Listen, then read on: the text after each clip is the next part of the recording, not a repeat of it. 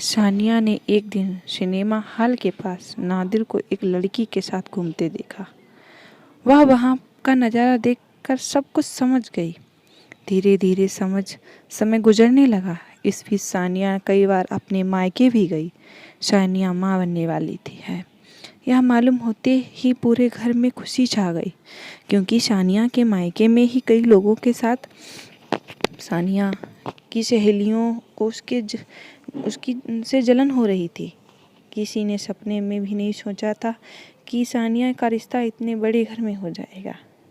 सानिया के अब्बा एक मामूली से फोटोग्राफर थे, जबकि उसके होने वाले ससुराल एक बड़े बिजनेसमैन थे। सानिया को उसकी सास ने एक शादी में देखा था और तभी उसे पसंद कर लिया था। फिर जल्दी ही उसका रिश्ता भी तय हो गया। आज सानिया की शादी थी। लाल जोड़े में उसका हुस्न और निखर आया था। सभी सहेलियां उसे घेर कर बैठी थी और हंसी मजाक कर रही थी। सानिया, तुझे पति नहीं लखपति मिल रहा है। सानिया की खास सहेली रिंकी ने कहा, काश हमें भी कोई ऐसा ही मोटा मुर्गा मिल जाए तो जिंदगी ऐसे कटे। टीना ने अपने दिल पर हाथ रखकर कहा, रुपए पैसे का लालच मुझे नहीं है। मैं तो सिर्फ एक यह चाहती हूँ कि मेरा होने वाला पति तन मन से मेरा हो, सिर्फ मेरा। सानिया ने धीरे से कहा, जब वह तुमसे शादी कर रहा है तो तुम्हारा ही हुआ ना। रिंकी ने कहा, शादी करना तो सिर्फ बीबी का होके रहने में फ़र्क है। रिंकी डियर, सानिया ने कहा, अच्छा अपने विचार अपने पास रख। रिंकी ने कहा तो सभी सहेलियां खिलखिलाकर हंस पड़ी। शादी के बाद जब सानिया अपनी ससुराल पहुंची तो वहां की शान शौकत देखकर वह सोचने पर मजबूर हो गई कि आखिर उसकी सास ने उसे क्यों चुना। यह ठीक था कि वह शकल सूरत से अच्छी थी, पर उस जैसी तो और भी बहुत होंगी। शादी के बाद कुछ दिन तो हंसी खुशी से बीत गया। उसका पति नादिर अपने माँ बाप का इकलौता बेटा था, इसीलिए उसे लाड प्यार से पाला गया था। नादिर अपना ज़्यादा समय घर से बाहर ही गुजारता था। सानिया इस बारे में कभी पूछती तो नादिर कह देता, काम के सिलसिले में उसे बाहर रहना पड़ता है। एक दिन सानिया की तबीयत कुछ खराब थी। उसने नादिर से कहा कि वह उसे डॉक्टर को दिखा लाए, तो नादिर ने कहा कि वह अकेली ही चली जाए, क्योंकि उसे कुछ जरूरी काम है। सानिया डॉक्टर को दिखाने चली गई। रास्ते में अचानक सानिया ने एक सिनेमा हॉल के पास नादिर को एक लड़की के साथ घूमते देखा। वहाँ का नज़ारा देखकर सब कुछ समझ गई। सानिया की हालत अजीब हो गई। किसी तरह वह घर वापस आई। शाम को जब नादिर आया तो सानिया ने पूछा, आज आप कहाँ थे? मैं काम के सिलसिले में बाहर गया था। नादिर ने साफ झूठ बोला। मैंने आपकी आंखों से आपको एक लड़की के साथ कहीं घूमते देखा।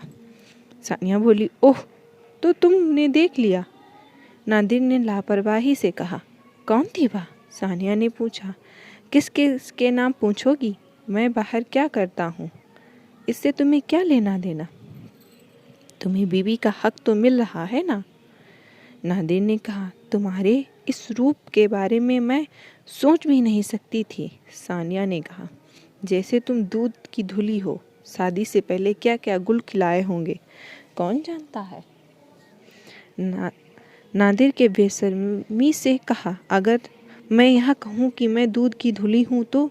सानिया ने कहा, इस पर क्या क्या सबूत है तुम्हारे पास? नादिर ने पूछा। सानिया ने नादिर के सवाल का जवाब नहीं दिया।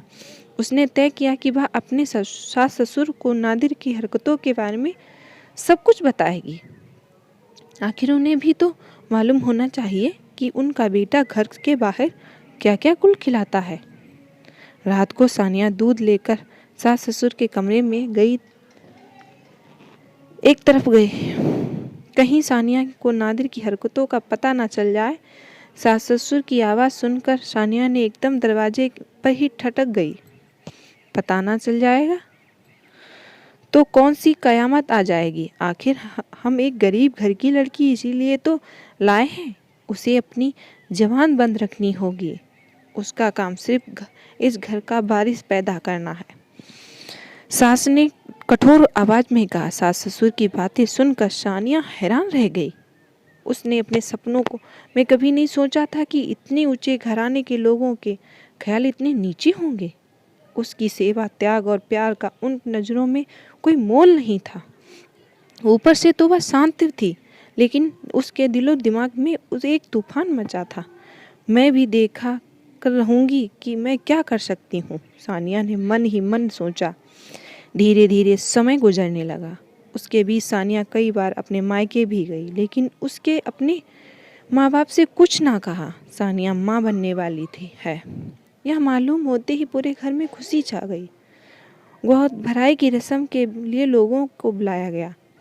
सानिया कीमती जोड़े और जेवरों में लदी बैठी थी। गोद भराई की रस्म के बाद सास ने सानिया को बलाएं ली और उसे गले लगाया। बहुत जल्द ही तू इस घर को वारिस देने वाली है। मेरे बेटे का चिराग इस घर को रोशन करेगा। मैं दादी बनूंगी। सास ने खुश होते हुए कहा। आप दादी जरूर बनेंगी और इस घर को वारिस भी जरूर मिलेगा, लेकिन वह आपके बेटे का चिराग नहीं होगा। इस राज भरी बात को तो सिर्फ मैं ही जानती हूँ कि इस बच्चे का बाप आपका बेटा नहीं, कोई और है। यह करारा तमाचा आप लोगों के मुंह पर लगाकर मैं अपना बदला ले लिया है।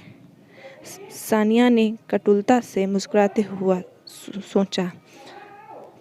Thank you. आप मेरी वीडियो को लाइक एवं सब्सक्राइब करें और ऐसे ही वीडियो पाने के लिए